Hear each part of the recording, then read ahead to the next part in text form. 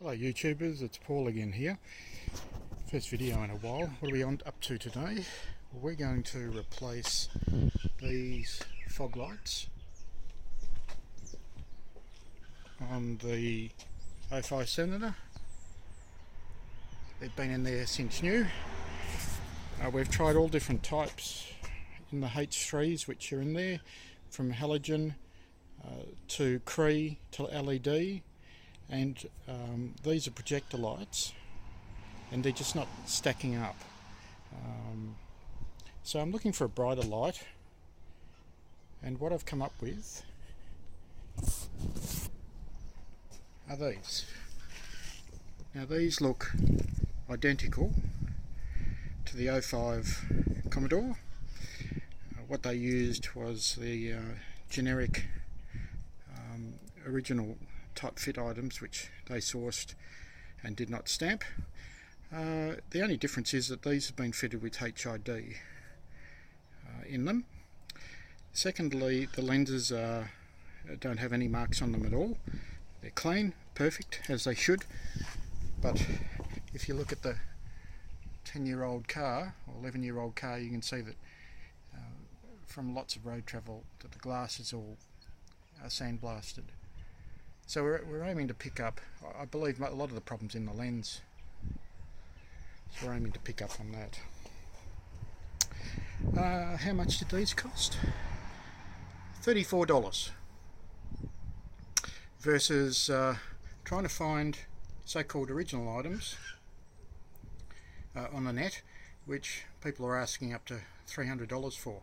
There is absolutely no difference, except for the black plastic cap at the back is universal, deciding on what type of wires you're going to run from it. Now, what will you need? I had some ballasts left over from another HID installation, which you can purchase these on the net for around about $10 each. They're just standard transformers for this.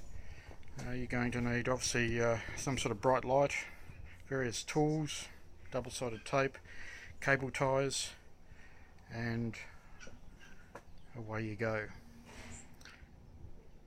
I'll be back in a minute. Okay, well, I hope you can all see this.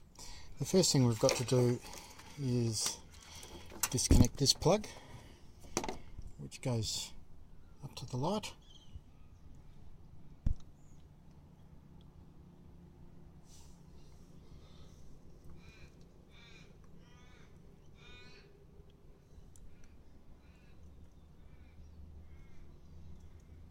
We're going to have to swap this lead over to suit the plug, so I'm going to need to use that. We're going to need to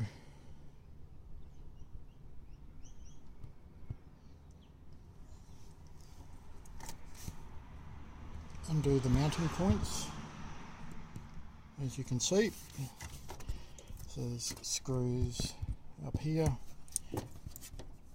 Here you need to undo the adjuster, and there's a screw here. Then there's a screw on the side of the housing,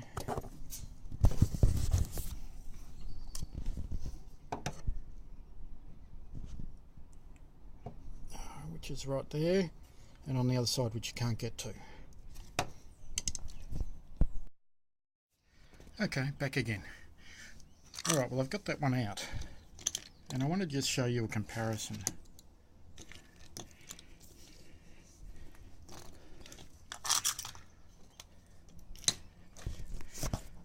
So that's the OEM.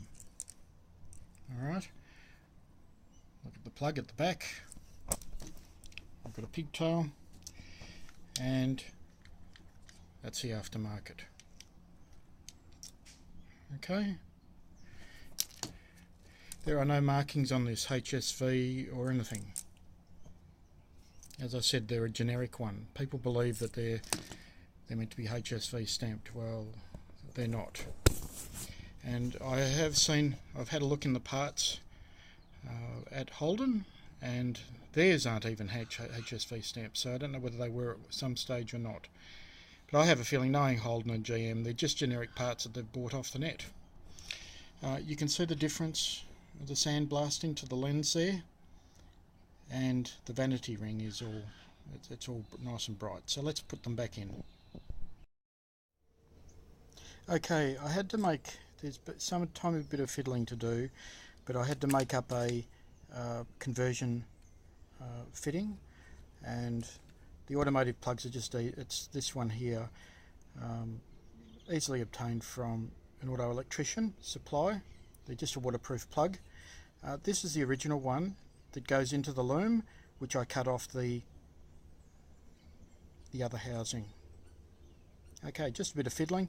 Just remember, when you're doing this, stagger your wiring connections. Don't solder them side to side. Solder them a bit down, cut one shorter than the other, so that if worst case scenario something does happen, you're not going to short out against the wire. I'll show you in the next one. Thank you. Okay, I've just connected it up into the system. Quick test. Yep, that's what they do. Alright, now we fit it back.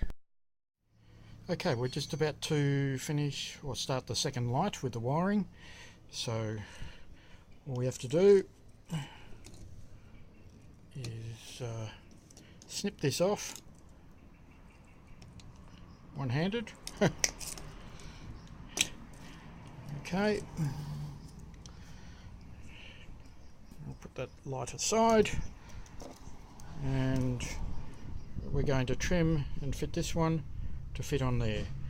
Remember, correctly polarized, positive to positive, negative to negative, and I'll show you how I stagger the soldering. Okay, more in a minute. Okay, back again. Soldering's done. At least the first stage of the soldering is done. I use an electronic soldering iron. I have several of those because that is actually part of another hobby that I have. Alright, so this is how we're going to wire them. So if you can see, this is before you put the heat shrink on and all that sort of stuff, but I want you to see what I'm talking about. See that? If either of these break off and move across, there's no way they're going to short out or cause a direct short. So all I've done is stagger the wiring. If you had have lined these up side by side, over time you might find you get a breakage in here for whatever reason, and they'll short out. The other solution is to put heat shrink around this and that one. You can have them side by side, but they also cause a bulge in that area, which could lead to resistance in the wiring. So this is just a neater, more professional way of doing your plugs and any form of wiring, just to make positive, if positive and negative are in parallel to each other. Alright, I'll come back once I've soldered it and heat shrinked. Okay, this is just before I heat shrink the final amount, but that's the soldering connection. Hopefully you can see that. And what I'm going to do is put just a bit of tape over this connection here on the positive, a bit of 3M, and then slide this yellow heat shrink over the top of that. Back in a minute. Okay, the heat shrink's done. Now, just another idea for you budding automotive electricians. After you've done that, there's always a way of water getting in, so plastic dip is always pretty good for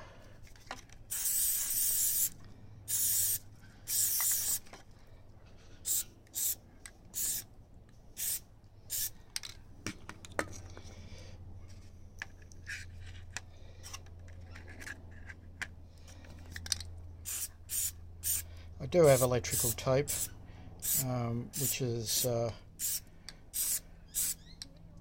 solvent-based product, but I just can't locate it at the moment. I've done this several times before.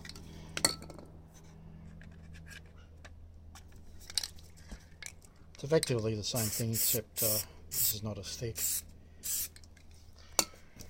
Okay, wait for that to dry and I'll install. Okay, back again. Alright, well I mounted the ballasts up onto the plastic sub-radiator support thing for the front air dam. You can see there,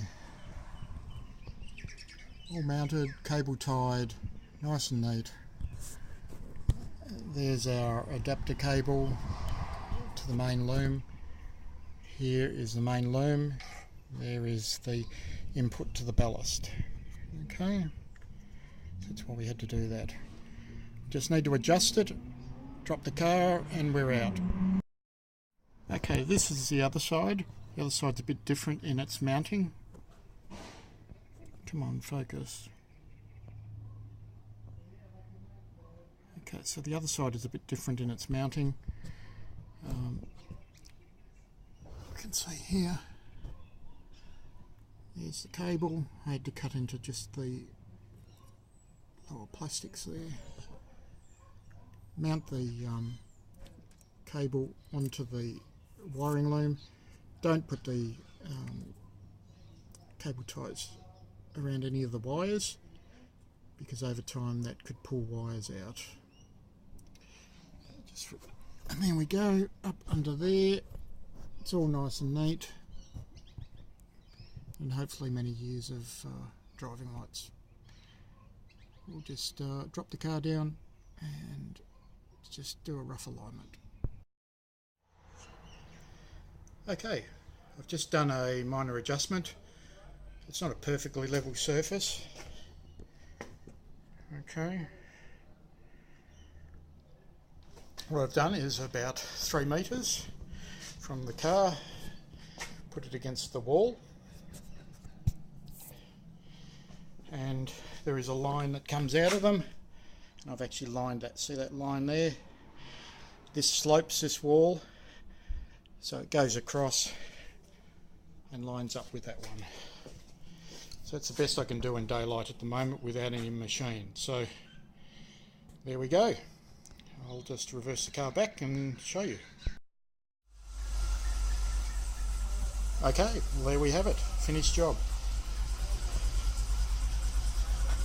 So the headlights are 6,000 degree Kelvin and the spotlights are 8,000 degree Kelvin. Normal road lights are 3,500 to 4,000 degree Kelvin.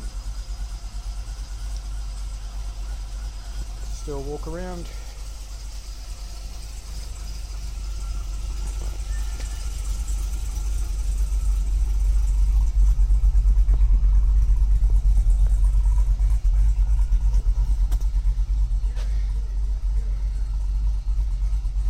It's really dirty.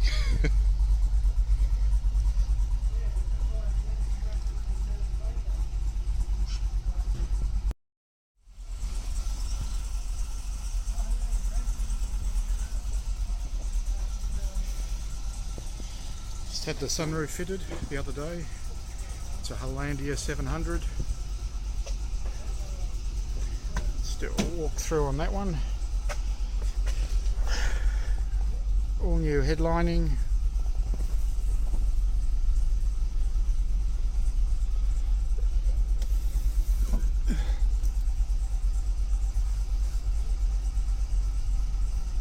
One touch single operation.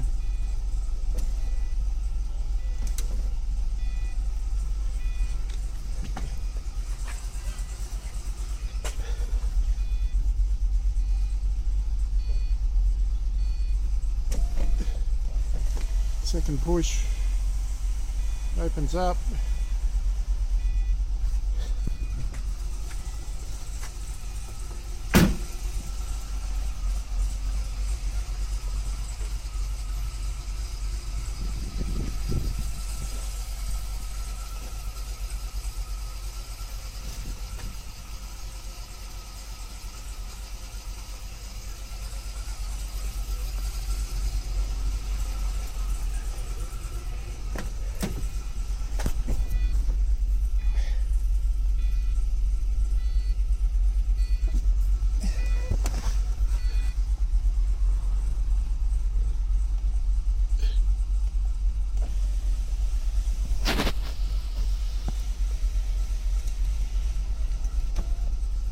One more touch.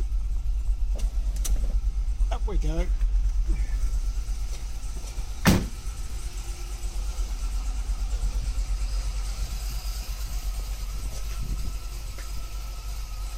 There we go, 2005 Holden GM HSV Senator.